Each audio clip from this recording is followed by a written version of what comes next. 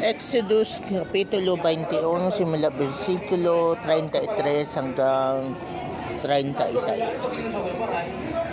Kapag naiwang bukas ang isang balon o kaya may humukay ngunit hindi tinakpan at may baka o asnong nahulog doon, ang nahulog na hayop ay babayaran ng may-ari ng balon, ngunit kanya na ang hayop.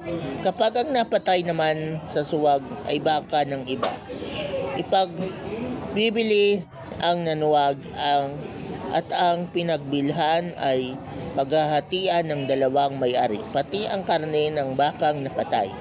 Ngunit kung ito'y dating nanuwag at hindi ikinulong ng may-ari, papalitan niya ang napatay na baka at ito na may kanya na.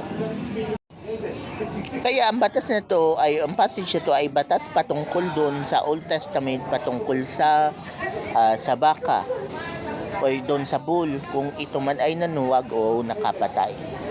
Pero sa panahon natin ngayon, pwede natin tong basahin o unawain sa paraan na ito na ang isang Bible principle.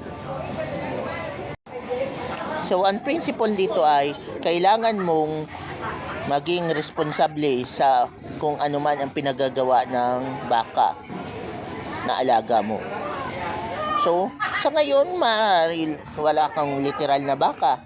Baka may anak ka at ikaw ay magulang. So, yung anak mo ay nagpapakabaka at binubuli yung iba, sinasaktan yung iba. So, dapat maging responsable tayo sa ginagawa ng mga anak natin. Kaya, kailangan natin silang sawayin at disiplinahin.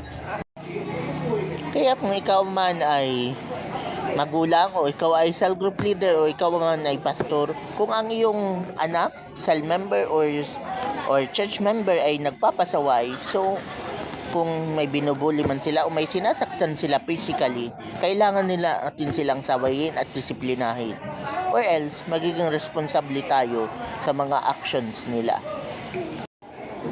Kaya alalahan ninyo mga parents, pag hindi nyo sinaway ang inyong mga anak, hindi nyo dinisiplina, hindi nyo sinaway, darating ang panahon na pagdudusahan nyo ang inyong irresponsibilidad. Kasi responsibility nyo bilang magulang ang sawayin ang inyong mga anak at sila ay disiplinahin. Pag hindi nyo ginawa yan, tatandaan sila na walang disiplina sa sarili.